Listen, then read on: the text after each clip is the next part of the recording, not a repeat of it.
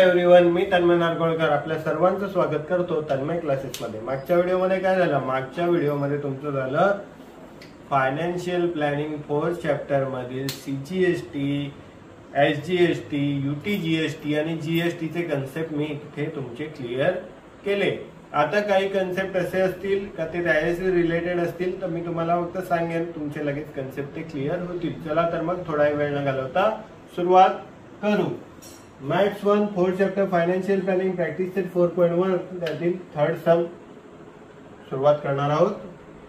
M/S real paint sold 2 tins of luster paint and taxable value of each tin is 2800. If the rate of GST is 28%, then find the amount of CGST and SGST charged in the tax invoice. काही घाबरून जायचं नाही, असे घाबरवायला नसतात word problem, पण घाबरून जायचं नाही। बघा, पहिला जो लस्टर पेनचा रेट आहे तो बघू। ईच टीन म्हणजे एका टीनचा रेट आहे तो आपण लिहिणार आहोत। मी लिहितो रेट ऑफ लस्टर पेंट किती आहे, म्हणजे एका टीनची किंमत एका लस्टर पेनच्या डब्याची किंमत किती आहे 28,000। इथे किती टीन सांगितल्यात? 2 टीन्स। किती आहे क्वांटिटी?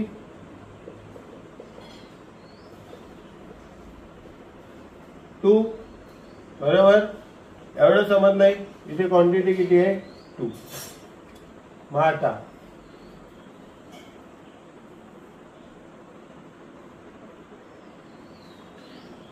बट टॅक्सेबल अमाऊंट, आता मी तुम्हाला नवीन हा शब्द तुमच्या कानावर पडलाय, टॅक्सेबल अमाऊंट म्हणजे काय ते सांगतो पहिला। टॅक्सेबल अमाऊंट म्हणजे काय? हे क्वांटिटी किती आहे 2 इंटू त्याला किती करायचं ₹2800, मग किती आले 5600 एवढे रुपीज आले। टॅक्सेबल अमाऊंट म्हणजे काय? ज्याच्यामध्ये जीएसटी ऍड नसते, ज्याच्यामध्ये जीएसटी ऍड नसते त्याला काय सांगतात टॅक्सेबल अमाऊंट, बरोबर। म्हणजे जीएसटी ऍड होण्याआधीची किंमत त्याला काय सांगतात टॅक्सेबल अमाऊंट। मग ती किती आली ₹5600। एवढं समजलं? पहिला काय आपण लेक्चर पेनची किंमत, एका लेक्चर पेन जी टीनची किंमत किती आहे 28,000। किती टीनसाठी किंमत काढायची आहे? 2 टीनची। मग टॅक्सेबल अमाऊंट म्हणजे काय? 2 टीनची किंमत किती आली 5600। म्हणजे काय? याच्यामध्ये जीएसटी ऍड नाही, जीएसटी ऍड न होता जी किंमत काढली जाते त्याला टॅक्सेबल अमाऊंट सांगतात। आता पुढे काय तुम्हाला दिलंय? Rate of GST. काय दिलंय? रेट ऑफ जीएसटी किती दिलाय?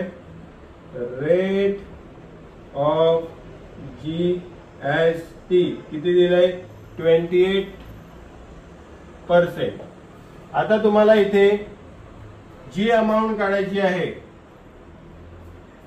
समजा ही एखादी अमाऊंट ऑफ सीजीएसटी काढली तर अमाऊंट ऑफ एसजीएसटी पण तेवढीच असते, म्हणून कोणती पण एक व्हॅल्यू काढून घ्यायचं, तेवढी दुसरी व्हॅल्यू भेटेल। म्हणजे सीजीएसटी ची व्हॅल्यू काढली तर तेवढीच एसजीएसटी ची असते।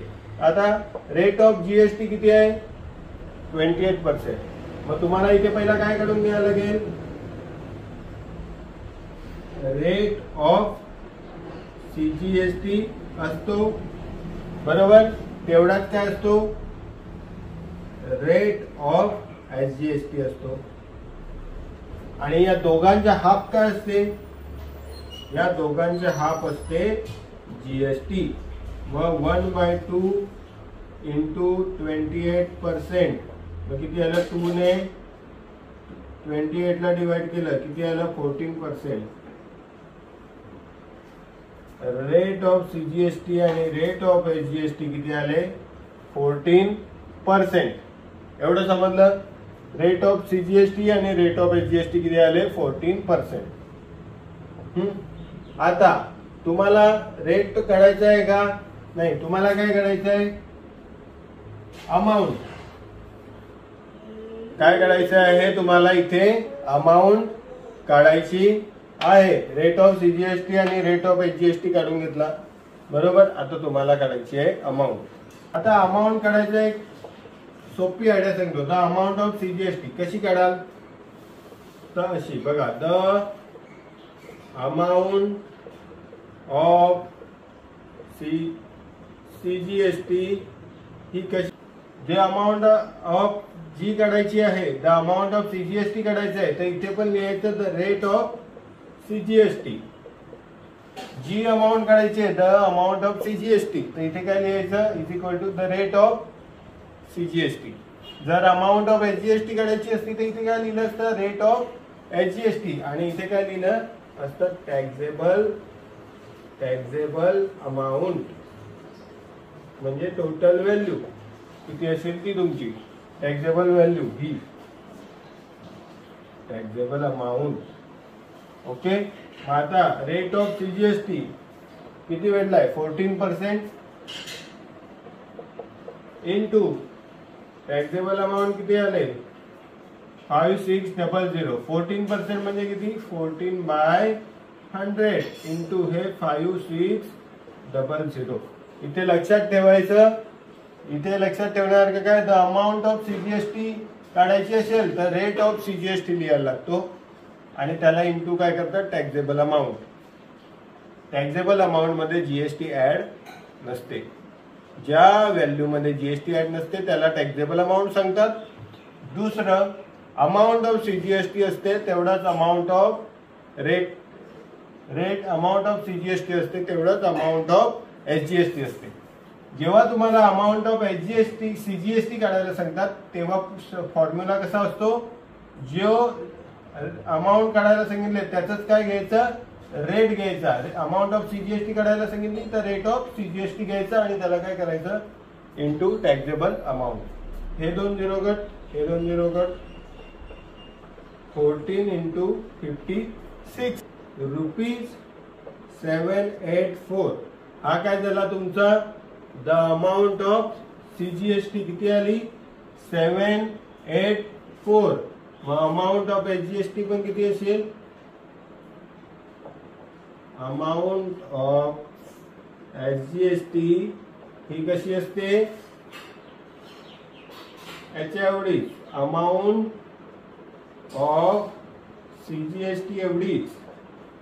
मग अमाऊंट ऑफ एचजीएसटी किती असेल, ₹784. इथे तुमचं या सम मध्ये काही अडथळा असेल तर मला कमेंट मध्ये नक्की कळवायचं आहे. याच्या पुढील सम आहेत ते पुढील लेक्चर मध्ये आपण पाहणार आहोत. तरी आपल्या चॅनलला लाईक, सबस्क्राईब आणि शेअर करायला विसरू नका. धन्यवाद.